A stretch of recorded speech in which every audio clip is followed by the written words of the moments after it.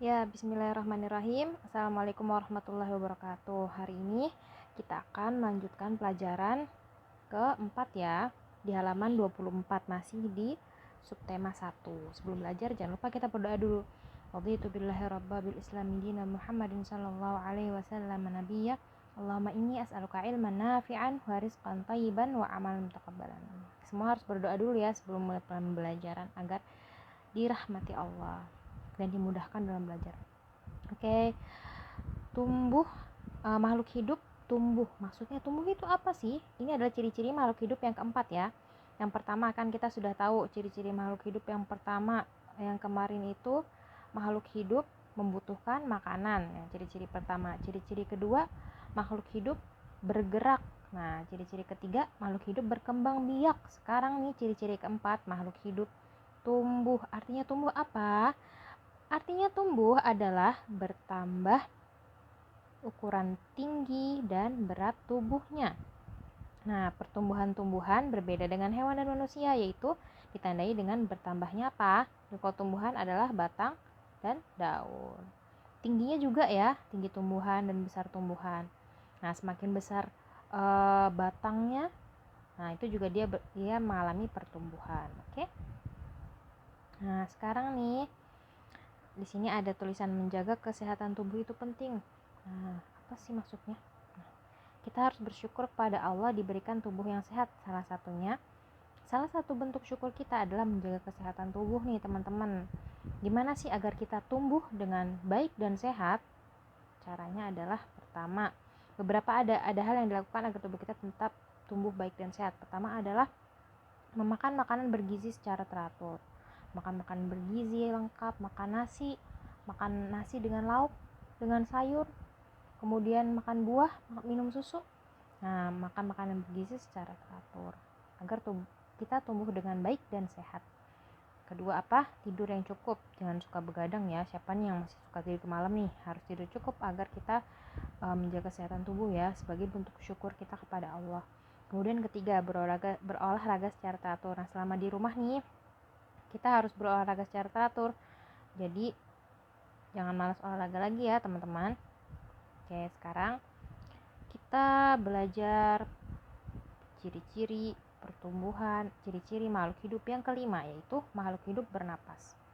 Nah, yang kelima, makhluk hidup bernapas. Bernapas sangat penting bagi makhluk hidup. Bernapas maksudnya apa sih? Kan kemarin sudah Ibu kasih tahu ya secara ringkas bahwa bernapas itu artinya menghirup gas oksigen, nah, dan mengeluarkan gas karbon dioksida. Masih ingat gak oksigen? Kemarin oksigen itu yang kita butuhkan untuk bernafas ya, kita menghirup oksigen.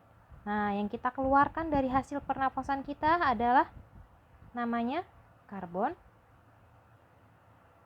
dioksida. Atau sama dengan apa?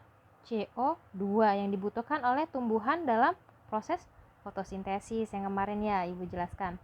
Nah, tanpa bernapas makhluk hidup dapat mengalami kematian. Alat pernapasan makhluk hidup berbeda-beda. Kamu ingin tahu? Yuk kita cek apa sih? Nah, berbagai alat pernapasan pada makhluk hidup nih, manusia. Manusia bernapas dengan paru-paru. Nah, di sini nih paru-paru letaknya di dada kita ya. Nah, sini paru-paru letaknya di sini. Kita nih semua bernapas dengan paru-paru.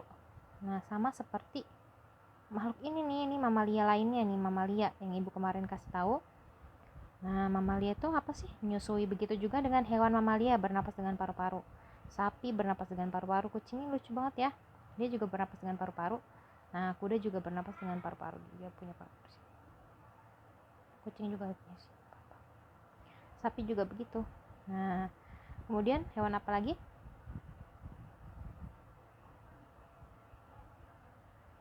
Nah, hewan. Nah, di sini nih hewan yang bernapas dengan paru-paru tadi kan ada mamalia ya. Mamalia ada di laut dan di darat. Nah, kemudian ada lagi nih hewan yang bukan mamalia, dia tidak menyusui. Nah, seperti cacing. Cacing bernapas dengan permukaan kulitnya. Nah, di sini dia bernapas di sini, permukaan kulit cacing. Nah,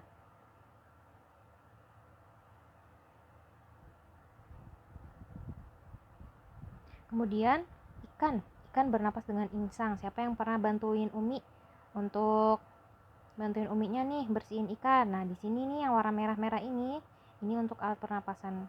Nah, ini si ikan nih juga butuh bernapas ya.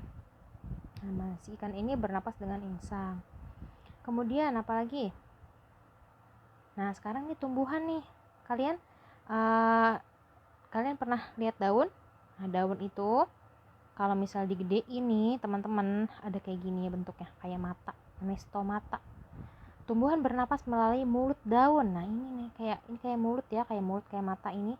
Namanya apa yang di daun ini? Namanya stomata. Dan pori-pori kulit batang. Nah, pori-pori kulit batang kalian pernah deh coba lihat sekarang tumbuhan ada batangnya. Di batangnya ada bulat-bulat ini namanya pori-pori. Pori-pori batang itu namanya lentisel ya teman-teman. Jadi tumbuhan bernapas melalui mulut daun dan melalui pori-pori. Nah, jadi tadi kita udah belajar ya, ada manusia bernapas dengan paru-paru, begitu juga hewan mamalia dengan paru-paru. Kemudian cacing ini bernapas dengan permukaan kulit nih, karena dia ini kan, nah dia kan di tanah, dia harus bernapas dengan kulitnya. Nah, tadi ikan dengan insang, kemudian tumbuhan dengan stomata dan lentisel. Oke, sekarang apa lagi? Nah, Allah menciptakan tumbuhan untuk memberi manfaat kepada seluruh makhluk hidup. Ini ada penjelasannya di halaman 30. Ini penjelasannya sangat hebat nih. Allah sangat hebat telah menjadikan tumbuhan ini menjadi manfaat untuk seluruh makhluk yang Allah ciptakan di bumi ini. Kenapa? Nah, kenapa? Karena yang tadi Ibu ceritakan, tumbuhan ini menyerap karbon dioksida dari udara, yang dimana karbon dioksida ini adalah racun-racun di udara yang diserap oleh si tumbuhan ini.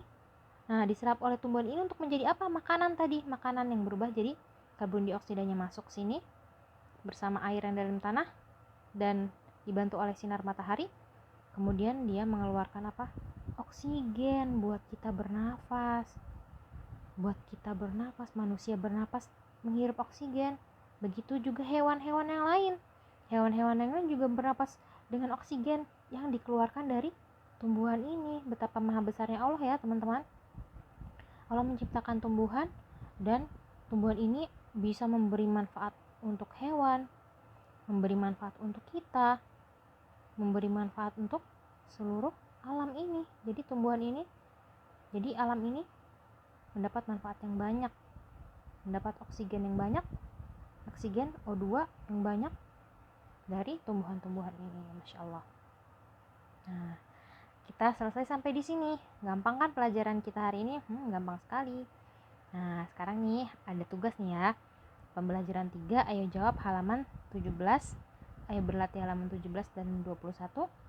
Pembelajaran 4, ayo jawab halaman 24. Ayo menulis halaman 27. Dan pembelajaran 5, ayo mencari tahu halaman 29 dan bagaimana sikapmu halaman 30. Ini pendek-pendek jawabannya teman-teman. Teman-teman pasti bisa. Teman-teman pintar. Jangan lupa dikumpulkan ya. Fotokan 3 saja. 17, 21, dan 27.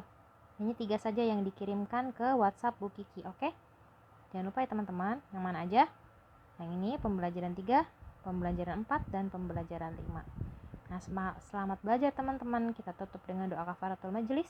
Wassalamualaikum warahmatullahi wabarakatuh.